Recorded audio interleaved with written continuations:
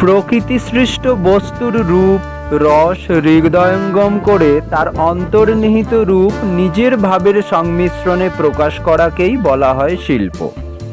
শিল্প 64 প্রকার। এই 64 কলার মধ্যে চিত্রকলার আবির্ভাবই সর্বপ্রথম, তারপরে মূর্তিকলা। চিত্রের উপাদান রং, তুলি, কাগজ, কাপড় ইত্যাদি।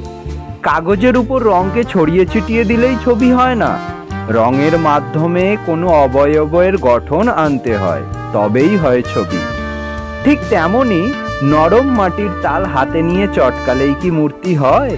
তার জন্য মাটির তালকে আঙুল দিয়ে টিপে বিভিন্ন জায়গায় চাপ দিয়ে একটা মূর্তির গঠন আনতে হবে, তবেই তাকে শিল্পের প্রাথমিক পর্যায়ে ধরা হয়। তারপরে এই মূর্তির মধ্যে আনতে হবে সৌন্দর্য অনুভূতি, যার ফলে কান্তি চেতনার মাধ্যমে আত্মজ্ঞান উপলব্ধি হয়, প্রকাশ পায় আত্মার শাশ্বত মর্ম কথা। এর জন্য চাই শরীর সংস্থানে নির্ভুল জ্ঞান। এই জ্ঞানের সঙ্গে ভাব বা ইমোশন মিশ্রিত হলে তবেই সৃষ্টি হয় নান্দনিক শিল্প।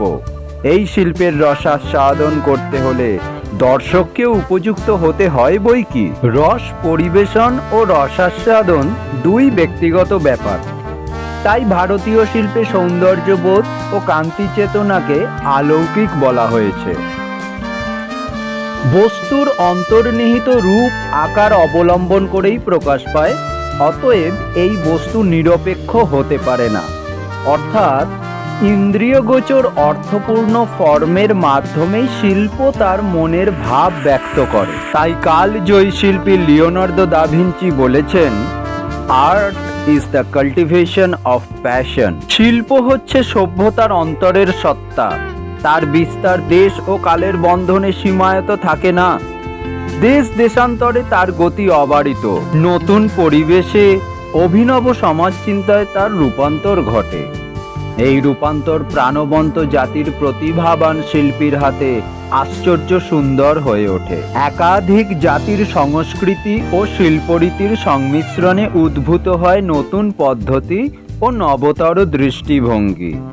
প্রত্যেক দেশের শিল্পের ইতিহাসেই মিশ্রিত ভাবধারার আদান প্রদানের নজির পাওয়া যায়। প্রাচীন যুগ থেকেই শিল্পে ভারতবর্ষ সর্বোৎকৃষ্ট।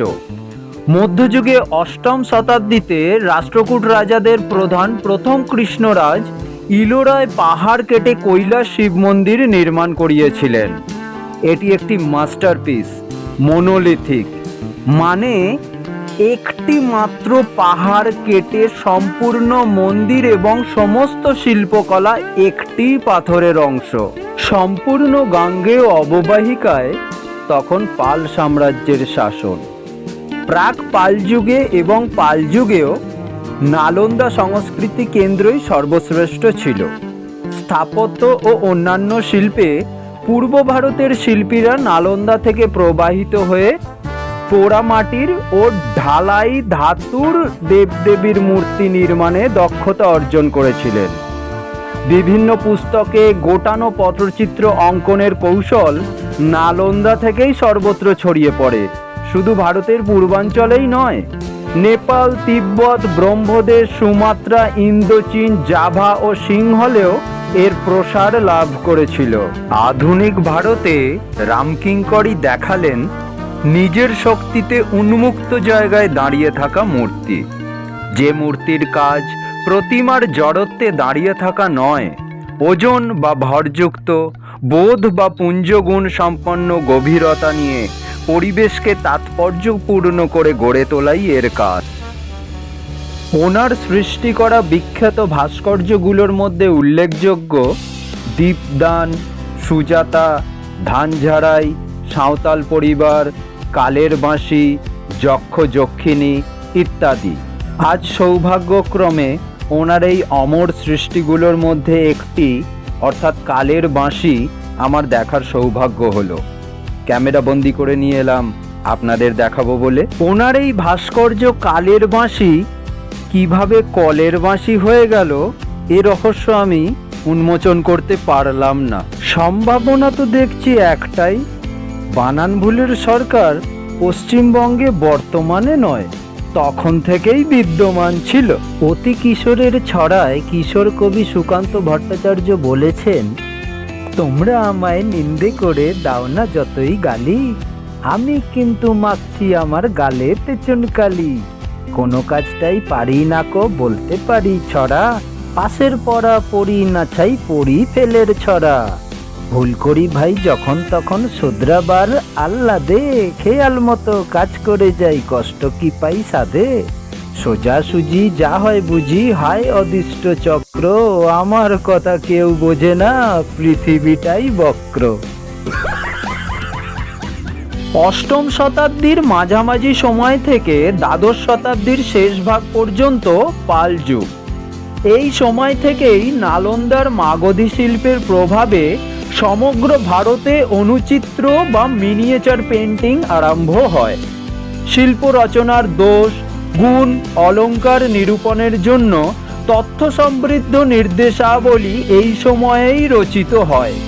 বিভিন্ন চিত্রের বর্ণলেপন সম্বন্ধে ভরত নির্দেশ দিয়েছেন, হাস্যরসের চিত্রে সাদা রং, করুণ রসের জন্য ধূসর অর্থাৎ গ্রে, রৌদ্র রসের রং লাল, অদ্ভুত রসে হলুদ, বিভৎস রসে গাঢ় নীল, শৃঙ্গার রসে মেটে অর্থাৎ ব্রাউন এবং ভয়ানক বা বিভৎস রসে কালো।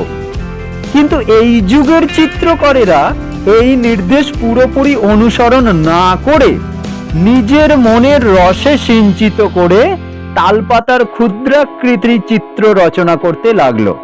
এই সময় রাজশেখর, আনন্দবর্ধন, অভিনব গুপ্ত প্রমুখ পণ্ডিতরা শিল্পশাস্ত্র রচনা করেছিলেন। দেওয়াল চিত্রের পরিবর্তে শুরু হলো গোটানো পটচিত্র, স্ক্রলিং। এই পটচিত্রের মাধ্যমেই শিল্পীরা নিপুণ হাতের দক্ষতার স্বাক্ষর বহন করে রাখল। এই জড়ানো পট 16 ফুট পর্যন্ত দীর্ঘ এবং প্রস্থে 3 ফুট পর্যন্ত হতো। বিষয়বস্তু রামায়ণ মহাকাব্য, হিন্দু দেবদেবী এবং গ্রাম বাংলার মধ্যবিত্ত জীবনযাত্রা। বিভিন্ন খেলা বা উৎসবাদিতে এইগুলো দেখানো হতো এবং একজন লোক ঘটনাবলী সুর করে অথবা কথকতার মতো করে জনগণকে বুঝিয়ে দিত। বিংশ শতাব্দীর প্রথম দিকে গুরু সদয় দত্ত মহাশয় সুদূর গ্রামাঞ্চলের বিভিন্ন স্থান থেকে প্রায় নষ্ট হয়ে যাওয়া বেশ কিছু পট উদ্ধার করেছিলেন। ঐতিহাসিক পট এবং বাংলার লোকশিল্পের সংগ্রাহক হিসেবে গুরু সদয় দত্তের নাম উল্লেখযোগ্য। এই সময়ের পটচিত্র নেপাল এবং তিব্বতের বিভিন্ন বৌদ্ধ বিহার ও গুম্ফাতে টঙ্কার চিত্র নামে রক্ষিত আছে। কয়েক শতাব্দীর ব্যবধানে বাঁকুড়া এবং মেদিনীপুরের এই পটের আকৃতি ছোট হয়ে নেমে আসে 1 ফুট লম্বা এবং 8 ইঞ্চি চওড়াতে। নালন্দা শিল্পকে মাগধী শিল্প বলা হয়। যেহেতু 3 পর্যায়ে ইহা বিকশিত হয়, তাই কুমারস্বামী এই 3 পর্যায়ের 3টি নামকরণ করিয়াছেন, যথা সহায়ক পর্যায়, বুদ্ধ ও বোধিসত্ত্বের মূর্তি, স্তূপ নির্মাণ। এই 3 পর্যায়ের প্রধান শিল্পবস্তু। তন্ত্র পর্যায় প্রাচীন বৌদ্ধ যোগাচার ও অনুশাসনের দ্বারা ইহা সীমাবদ্ধ। এই যুগে শৈব মূর্তি গঠন ও প্রসার সর্বাধিক হয়। কালচক্র পদ্ধতি বা শেষ পর্যায়। এই যুগে বৈষ্ণব দেবদেবী মূর্তি নির্মাণ ও অঙ্কন বেশি লক্ষ্য করা যায়।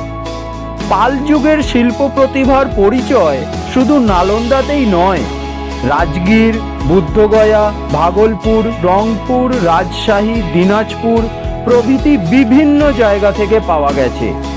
এমনকি সুদূর ব্রহ্মদেশ, যার বর্তমান নাম মায়ানমার, মালয় থেকেও পাওয়া গেছে।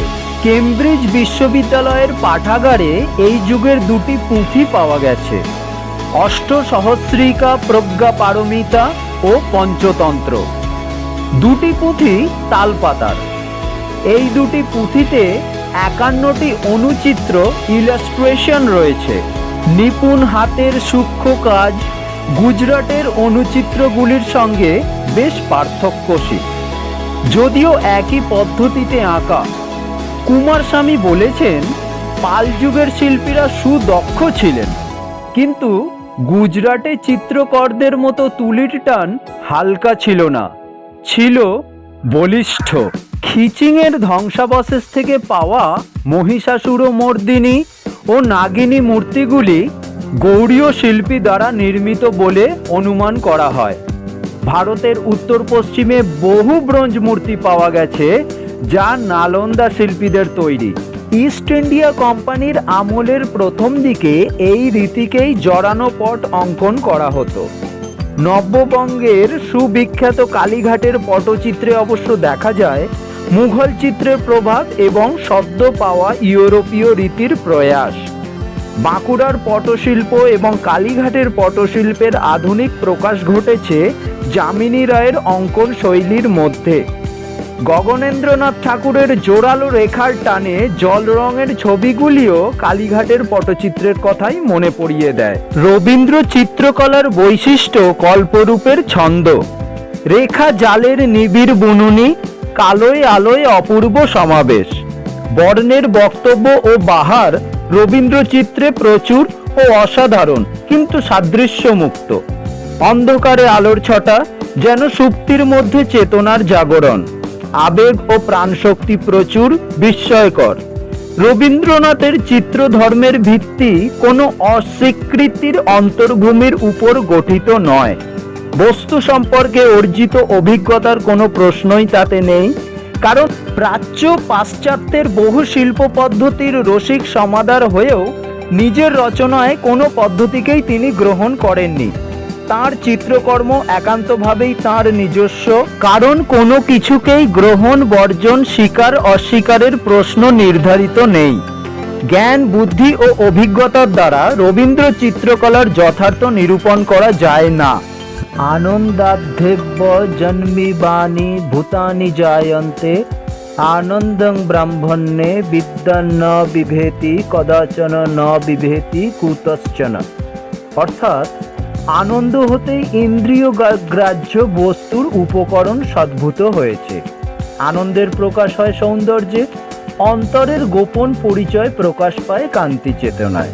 সুন্দরের আকাঙ্ক্ষা মানুষের চিরন্তন।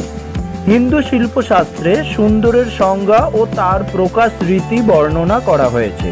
সৌন্দর্য অনুভূতি থেকে আসে কান্ত চেতনা।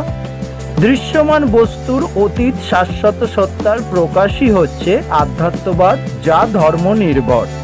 এই ধর্ম দেশ, কাল ও ব্যক্তির বিচার বোধের ওপর নির্ভরশীল নয়। ধর্ম অনুশীলন করেই আধ্যাত্ম লোকের দ্বার উন্মুক্ত হয়। আধ্যাত্মিকতাই মানুষের চরম ও পরম লক্ষ্য। এই লক্ষ্যে পৌঁছতে মানুষের বহু জন্মের সাধনা, সুকর্মের প্রয়োজন। ভিডিওটি শেষ পর্যন্ত দেখার জন্য অসংখ্য ধন্যবাদ। বন্দে মাতারাম, জয় মা দুর্গা।